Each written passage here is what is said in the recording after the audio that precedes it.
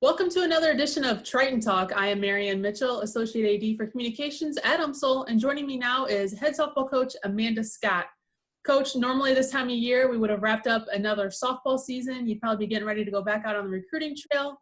Instead, you're at home. Kind of talk a little bit about the spring, what you've been doing instead of coaching softball, and how you've been staying busy. Yeah, so now it has seemed like time has flown by since, kind of things came to an abrupt halt. I often told our kids I thought those first 2 weeks of quarantine felt like an eternity, and then April flew by. And so now it's just kind of the monotony of the daily and waiting for the updates as far as school next year, recruiting calendar opening up, keeping in touch with recruits. Our kids are officially done with school now. So really it's the quietest time for us right now. So trying to figure out what that new normal is now. What are some of the things that you've been doing personally to stay busy during quarantine? Well, a lot of house projects, a lot of projects that were on like the summer list. Now I've been doing a little bit more of that. Connecting with people more, I would say, because you have to work a little bit harder to do that. I live pretty close to Tower Grove Park here in St. Louis, and so I've been spending a lot of time there, walking my dog. Just honestly, I can't remember having weekends off in the spring for as long as I've been alive playing softball. So really kind of enjoying the bonus quiet time and the time to just be still. Okay. So going back to the early spring, you guys were able to get 24 games in. You made a trip to Florida. You guys had a lot of young players, out on the field. Obviously, it had to be a little bit disappointing not being able to see them progress this season, the team as a whole, to see what they could have done throughout the rest of the year.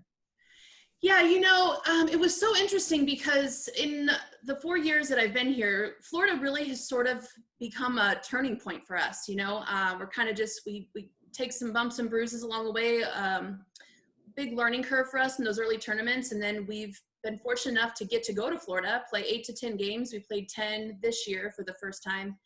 And then we just really, things started clicking and we get, amped to start league. So that's literally right. We got home from Florida on the Tuesday and Friday season was suspended. So yes, that was a little hard to swallow and very surreal, honestly, because now it feels so long ago, like we should almost be getting ready to start a school year now. But with 15 underclassmen, 6 freshmen, to not know how that unique group would have played out in the season feels a little disappointing, but also we were very fortunate to get to play 24 games. And all of our kids had at least one of their people see them play live this year, which also felt really special. So everyone had someone there. Everyone was on the field. So in a lot of ways, we felt lucky. And then even though the season was canceled, it seemed like you guys were able to stay in touch virtually. Talk about some of the things that you and your assistant, Lauren Lappin, did to kind of keep the team engaged throughout the rest of the semester, even though you weren't together in the same place. Yeah, so, I think everyone kind of just scrambled, in talking to coaching peers and even people on campus, I feel like everyone took a little bit different approach. And we felt like it was super important to keep our kids connected literally right away. And probably mostly because we were coming off the high of competing every day and practicing. So the fear of that, the disconnect and the letdown, we thought would be a little bit greater. And we needed them to finish strong academically. And a big part of this experience in our program is we really just stress the connection and being part of a team. And we felt like our seniors really needed that too, kind of having that senior season and not really knowing, how things were going to evolve is to just keep this group connected for as long as possible. So well, as you know, I am not one that's very up on social media. So I've been slowly trying to figure that out. I was 100% against Zoom, mostly because I couldn't even understand it. And then we did our very first team Zoom and head explosion. I was like, oh my God, I miss them so much. And it was awesome to see them react to seeing each other because I think in their world, they're Snapchatting and Twitter and all that, but really the live connection, that was huge. So really twice a week. We did once on like Tuesdays, we did small groups and we'd mix those up as if we were doing hitting groups. And then we did one team Zoom with the entire group. And we tried to always invite a staff member from the department as well, because we felt like our department really lost the connection with the student athletes as well. So we had our trainer on, we had our strength coach on, we had our academic liaison on, Lori, our AD, joined one time. So that was really big for us. And then we kept it light. The things we did, were fun. We made the ultimate, softball playlist, and everyone contributed 3 songs. We did a scavenger hunt. We did a fun quiz with like softball stuff and pop culture.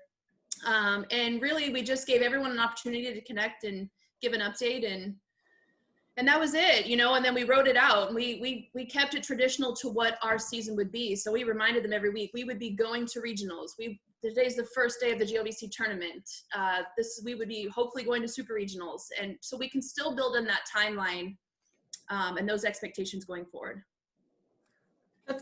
That's great. And you talked a little bit about keeping them in tune academically.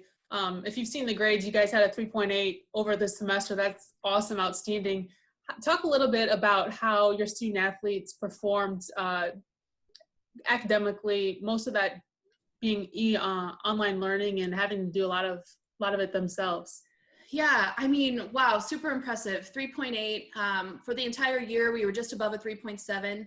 We had a phenomenal fall. So, now it's like, oh man, you guys better plug in this spring because, we've got nothing but time. And I think really we just tried to make sure they kept the motivation. And honestly, we didn't have expectations that it would maybe be our best semester ever. We just really wanted to keep them, alive and really just plugging in. I know we saw a lot of ebbs and flows in that motivation. And they kind of seemed to be all over the board. We specifically worried about our freshmen who had never experienced an entire full year. And so I know Lindsay Pickering, our academic person, connected with them early on. And I think just made them feel like, okay, I'm still in school. I can do this. And then we just like, woo, you can do it. And reminded them, checked in on grades. We got a lot of texts with, I just got this on my test, or I only have this much left. But really to see them all just perform so well and really just rise to the challenge of adjusting to it, that was pretty huge. So we were super proud of that. Yeah, that definitely is phenomenal. And speaking of phenomenal, you've coached a lot of phenomenal players over your time as a coach, but you also were a phenomenal player back at Fresno State. Now that you're coaching, what do you kind of miss about playing the game of softball? Wow. I don't know. I think it's funny to watch the sport evolve, right? I think it would be fun to play, to watch the game back then. How does it compare to the game now? The game is the game. The game doesn't know that it's 2020. The game didn't know it was 1998. The game has never changed in terms of the person who scores the most runs wins. So I do think, it would be intriguing to pitch against some of these hitters and, in a different era. But I was never one that just like super missed it once I stopped. And I think, I just FaceTimed with Mimi Bradley this week, connecting about, just pitching and things to work on. And we talked a little bit about, some of the stats and tweets and all those things there. And I said, man, you really can tell that softball isn't happening live because there's all this history and all this data, being poured out. And so I think that they have gotten to see those things and kind of attach that way as well. So it does bring me back a little bit. We just had the 22nd anniversary of our championship, which is basically longer than my entire roster. So that's a little like, whoa moment. But I really relate to just trying to encourage our kids to compete in the same way and to challenge the game in the same way that I did. Those are a lot of the conversations, and just to love it. I've always just really respected the sport. That's the approach Lauren and I take to the game, is the game doesn't know where you're playing. It doesn't know how many years you have left. It doesn't know the success you've had or the failure you've had. You just get to show up and play every day. So that's the same approach. I know I did that as a player, and I think that's still what I do as a coach. So. And then after you got done with your playing days, what decided to make you want to stay in the sport of softball and coach? Oh gosh, Marianne, good question. I think that I didn't really know. I was one of those college kids that didn't really know what they wanted to do. I loved the game. My parents are both educators. My mom's a teacher and my dad's a baseball coach. So we certainly, spent a lot of time around the sport. I was fortunate to have great experiences. My first coaching job, I kind of just tried it to make sure I didn't want to do it more than I was seeing if I wanted to do it. And I loved it. I loved it. I love the student athlete mentorship and working with that. And I think that that's just really what made it, get big for me. And then it was just the challenge of trying to find where I really wanted to be. So. And then one final question, softball, baseball players, they're known for their walk-up song. What was your walk-up song when you were a college player? See, now you're making me feel old. We didn't have walk-up songs back then. But I still get harassed for wearing a scrunchie. And by the way, those were cool back when I played the first time. They're coming back now, so you can totally rock it out now. But I said, I go back when these were cool the first time. But yeah, there was that NCAA tweet about the World Series, and I took so much heat for all of that. So proud moment, but I deserved all the heat for sure. I heard from more people than I'd heard in a long time. But so no walk-up song, thank you. Well, if you had to pick one today, what would your walk-up song be today? Ooh, that's a good one. I'm a big music person. I don't know. I mean, I love Bruno Mars. I also love some old school music. I'd have to think for just that right amount of frame, It is one of my favorite times. And that was the bummer about this year is we never had a home game, is I like to be surprised by our kids' walk-up songs, So I don't know. I don't know what it would be. I'll have to think about that one.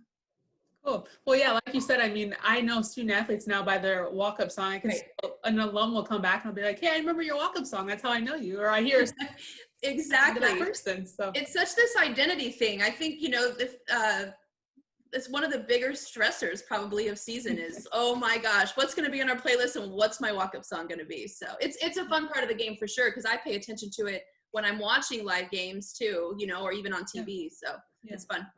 Cool. Well, thanks for joining us today on Triton Talk, Amanda, and enjoy the rest of your summer. And hopefully we'll see you back in the Mark Twain building in August. Yes. Thanks, Marianne.